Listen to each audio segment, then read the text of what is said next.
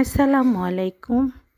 এরকম মজাদার পুডিং খাইতে ইচ্ছা করে, আমরা তো আর যাই খাইতে পারবো না। ঢাকার বিখ্যাত বিখ্যাত সেই আপাদের কেক বা পুডিং, তাই বাড়িতে বানিয়ে নিলাম।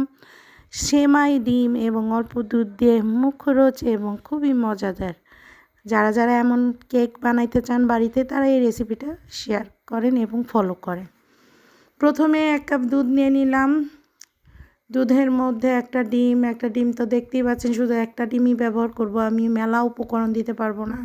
বাচ্চা স্কুল থেকে এসে চিল্লাচিল্লি করতেছে খাওয়ার জন্য। যাই হোক, দুধের মধ্যে 2 টেবিল চামচ চিনি দিয়ে দিলাম, টেবিল চামচ না, চা চামচ চিনি দিয়ে দিলাম এবং সাথে দিয়ে দিলাম 10 টাকা প্যাকেট, মাত্র 10 টাকা প্যাকেটের একটা গুঁড়ো দুধ, পুরোটাই দিয়ে দিলাম।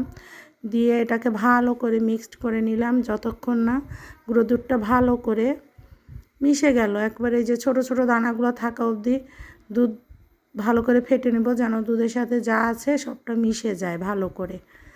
মেশানোর পরে এবং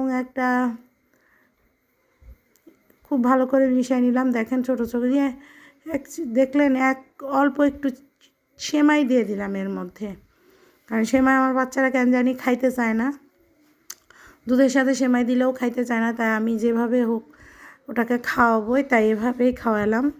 এর মধ্যে সেমাই দিয়ে দিলাম এবং একটা ডিম নিলাম ভেঙে একটা বাটিতে। ডিমটাকে মনে সুখে ইচ্ছা মতন ফেটতে থাকলাম, যতক্ষণ মন চাই ফেটলাম। ফেটার পরে 1 চিমটিতেও অর্ধেক একটু লবণ দিয়ে দিলাম, যেহেতু মিষ্টিটার মধ্যে একটু লবণটা দিলে আসলে ভালো লাগে, কার কেমন লাগে জানি না, তবে আমার কাছে অনেক ভালো লাগে। বাস ফেটাফেটি শেষ। এখন দুধটা ঢেলে দিলাম ডিমের মধ্যে।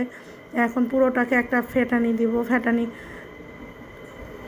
ইচ্ছা মতো ফেটবো, যত মনে কষ্ট আছে কষ্ট নিয়ে দুঃখ নিয়ে ফেটতে একদম মিশিয়ে ফেলবো।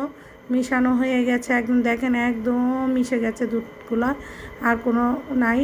তবে সবচেয়ে বড় কথা, দুধটা যখন কিন্তু হালকা হালকা কুসুম কুসুম ঠান্ডা হওয়া লাগবে ডিমটা দেওয়ার সময়। একটু ক্যারামেল করে নিলাম একটা ফ্রাই প্যানে, একটু চিনি নিয়ে নিলাম। একটু চিনি বলতে হয়তো বা 2 টেবিল চামচের 1 চামচ হবে, মেপে নিয়েছিলাম না, যাই হোক নিয়ে নিলাম। নিয়ে ক্যারামেল করার জন্য খুব সহজে আমার ক্যারামেলটা হয়ে গেল। একটু ক্যারামেল, এবং একটা ছোট্ট একটা বাটি নিব, বাটির মধ্যে ক্যারামেলটাকে দেখেন একদম পারফেক্ট কালারের ক্যারামেল চলে এসেছে। এর থেকে বেশি পুরালে কিন্তু আবার তিতা হয়ে যাবে। বাটির মধ্যে নিয়ে নিলাম। বাটিতে দেখছেন হিলিপিলি করছে, ভালো করে লাগছেই না। আচ্ছা যাই হোক, না লাগলেও সমস্যা নাই, একসময় ঠিক সেট হয়ে যাবে, ঠান্ডা হলে সেট হয়ে যাবে। বাস আমার বাটিটা এখন পুরোপুরি সেট হয়ে গেছে।